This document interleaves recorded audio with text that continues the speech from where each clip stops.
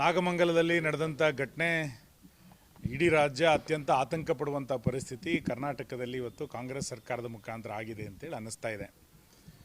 ನಾನು ನಿನ್ನೆ ಸ್ಥಳಕ್ಕೂ ಕೂಡ ಭೇಟಿಯನ್ನು ಕೊಟ್ಟಿದ್ವಿ. ರಾಜ್ಯಾಧ್ಯಕ್ಷರು ವಿರೋಧ ಪಕ್ಷದ ನಾಯಕರ ನೇತೃತ್ವದಲ್ಲಿ ಹೋದಂಥ ತಂಡದಲ್ಲಿ ನಾನು ಕೂಡ ಇದ್ದೆ. ದೊಡ್ಡ ಪ್ರಮಾಣದಲ್ಲಿ ಪೂರ್ವಯೋಜಿತವಾಗಿ ಕೃತ್ಯವನ್ನು ಮಾಡ್ತಾ ಹಿಂದೂಗಳ ಅಂಗಡಿಯನ್ನು ಟಾರ್ಗೆಟ್ ಮಾಡಿ ಬೆಂಕಿ ಹಾಕಿದಂಥ ಉದಾಹರಣೆಗಳು ನಿನ್ನೆ ಭಾಳ ದೊಡ್ಡ ಪ್ರಮಾಣದಲ್ಲಿ ನಮ್ಮ ಕಣ್ಮುಂದೆ ಕಾಣ್ತಾ ಇತ್ತು.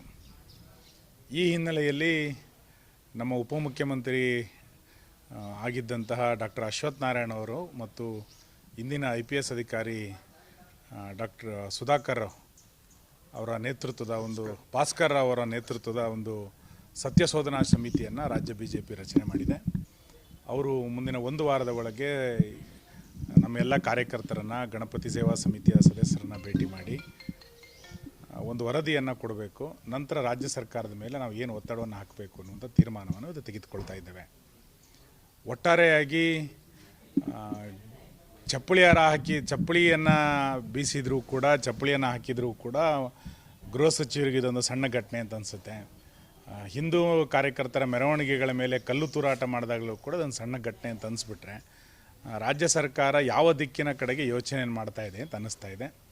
ನಾನು ಸರ್ಕಾರವನ್ನು ಆಗ್ರಹಿಸ್ತೇನೆ, ಈ ಘಟನೆಗೆ ಸಂಬಂಧಪಟ್ಟಂತೆ ಗಣಪತಿ ಸೇವಾ ಸಮಿತಿಯ ಪದಾಧಿಕಾರಿಗಳನ್ನು ಅರೆಸ್ಟ್ ಮಾಡಿದ್ದಾರೆ, ಮೆರವಣಿಗೆಯಲ್ಲಿ ಭಾಗವಹಿಸಿದಂಥವ್ರನ್ನ ಅರೆಸ್ಟ್ ಮಾಡಿದ್ದಾರೆ. ಕಲ್ಲು ಹೊಡೆದಂಥವ್ರು, ಪೆಟ್ರೋಲ್ ಬಾಂಬ್ ಹಾಕಿದಂಥವ್ರನ್ನ ಅರೆಸ್ಟ್ ಮಾಡೋದನ್ನು ಬಿಟ್ಟು ಗಣಪತಿ ಇಟ್ಟವ್ರ ಮೇಲೆ ಸರ್ಕಾರ ಕ್ರಮಗಳನ್ನು ಕೈಗೊಳ್ಳುತ್ತೆ ಅಂತಂದರೆ ಸರ್ಕಾರದ ದುರುದ್ದೇಶಪೂರ್ವಕವಾದಂಥ ಕ್ರಮ ಇದು ಅಂತ ನಾನು ಅಂದ್ಕೊಳ್ತೇನೆ.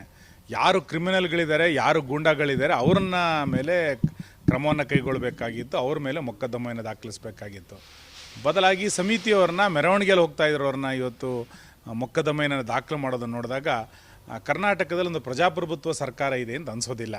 ಬದಲಾಗಿ ಕ್ರಿಮಿನಲ್ಗಳಿಗೆ, ಗೂಂಡಾಗಳಿಗೆ ಬೆಂಬಲಿಸುವಂಥ ಸರ್ಕಾರ ಇದು ಅಂತ ಅನಿಸ್ಲಿಕ್ಕೆ ಪ್ರಾರಂಭ ಆಗಿದೆ. ಇದರ ವಿರುದ್ಧ ದೊಡ್ಡ ಪ್ರಮಾಣದಲ್ಲಿ BJP ಮಂಡ್ಯದಲ್ಲಿ ಹೋರಾಟವನ್ನು ನಾವು ಮುಂದುವರಿಸ್ತೇವೆ. ಎಲ್ಲ ಗಣಪತಿ ಸೇವಾ ಸಮಿತಿಯವರಿಗೂ ಕೂಡ ನಾನು ವಿನಂತಿ ಮಾಡ್ತೇನೆ, ಸರ್ಕಾರದ ಈ ನಿಲುವನ್ನು ಇಡೀ ರಾಜ್ಯದ ಎಲ್ಲ ಸಮಿತಿಗಳು ಕೂಡ ಖಂಡಿಸಬೇಕು ಅಂತ ನಾನು ಅಂದ್ಕೊಳ್ತೇನೆ. ಹೆಂಗೆ ಸಣ್ಣ ಘಟನೆ ಆಗುತ್ತೆ? ಗಣಪತಿ ಮೆರವಣಿಗೆ ಮೇಲೆ ಚಪ್ಪಲಿ ಹಾಕಿದ್ದನ್ನು ಸಣ್ಣ ಘಟನೆ ಅಂತ ಕರೀಲಿಕ್ಕಾಗತ್ತಾ?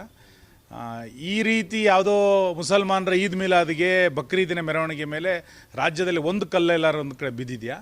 ಗಣೇಶೋತ್ಸವದ ಮೇಲೆ ಮಾತ್ರ ಕಲ್ಲು ಬೀಳುತ್ತೆ ಅಂತಂದರೆ ಇದೊಂದು ಪೂರ್ವಯೋಜಿತವಾಗಿ ಕರ್ನಾಟಕವನ್ನು ಇನ್ನೊಂದೆಲ್ಲ ತಾಲಿಬಾನ್ ಮಾಡಲಿಕ್ಕೆ, ಕರ್ನಾಟಕವನ್ನು ಇನ್ನೊಂದು ಬಾಂಗ್ಲಾ ಮಾಡಲಿಕ್ಕೆ ಹೊರಟಿರುವಂಥ ಒಂದು ಹುನ್ನಾರ ಇದು. ಇದನ್ನು ಸಣ್ಣ ಘಟನೆ ಅಂತೇಳಿ ಹಿಂದೂ ಸಮಾಜ ಯಾವತ್ತೂ ಕೂಡ ಅಂದ್ಕೊಳ್ಳಿಕ್ಕೆ ಸಾಧ್ಯ ಇಲ್ಲ. ಅದನ್ನೇ ಹೇಳಿದ್ದು. ಈಗಾಗಲೇ ಹಗರಣಗಳಲ್ಲಿ ಮುಳುಗೋಗಿರುವಂಥ ಸರ್ಕಾರ, ನಾವು ಇದನ್ನು ಹಗರಣಗಳ ಸರ್ಕಾರ ಅಂತಲೇ ಇದನ್ನು ಕರೀತಾ ಇದ್ದೀವಿ. ದಲಿತರ ಹಣವನ್ನು ನುಂಗಿದಂಥ ಸರ್ಕಾರ, ದಲಿತರ ಮೀಸಲಾತಿಯನ್ನು ಕಿತ್ಕೊಳ್ಳಿಕ್ಕೆ ಹೊರಟಿರುವಂಥ ಪಾರ್ಟಿ ಇದು. ಸಿದ್ದರಾಮಯ್ಯನವ್ರನ್ನ ಕೆಳಗಿಳಿಸಲಿಕ್ಕೆ ಅವ್ರ ಪಾರ್ಟಿನಲ್ಲಿ ಭಾಳ ದೊಡ್ಡ ಪ್ರಮಾಣದಲ್ಲಿ ಷಡ್ಯಂತ್ರಗಳು ನಡೀತಾ ಇದೆ ಅಂತೇಳಿ ವರದಿ ಆಗ್ತಾ ಇದೆ. ಜಿಲ್ಲೆಗಳಲ್ಲಿ ಒಬ್ಬ ಮುಖ್ಯಮಂತ್ರಿಗಳ ಅಭ್ಯರ್ಥಿಗಳು ಹುಟ್ಕೊಳ್ಳಿಕ್ಕೆ ಶುರು ಮಾಡಿದ್ದಾರೆ. ಕರ್ನಾಟಕದ ಕಾಂಗ್ರೆಸ್ನಲ್ಲಿ ಪ್ರತಿ ಜಿಲ್ಲೆಗೊಬ್ಬ ಮುಖ್ಯಮಂತ್ರಿ ಆಗುವಂಥ ಪರಿಸ್ಥಿತಿ ಇವತ್ತು ನಿರ್ಮಾಣ ಆಗಿದೆ. ಆಡಳಿತ ಯಂತ್ರ ಕಳೆದ 1.5-2 ತಿಂಗಳಿಂದ ಸಂಪೂರ್ಣ ಕುಸಿದು ಬಿದ್ದಿದೆ.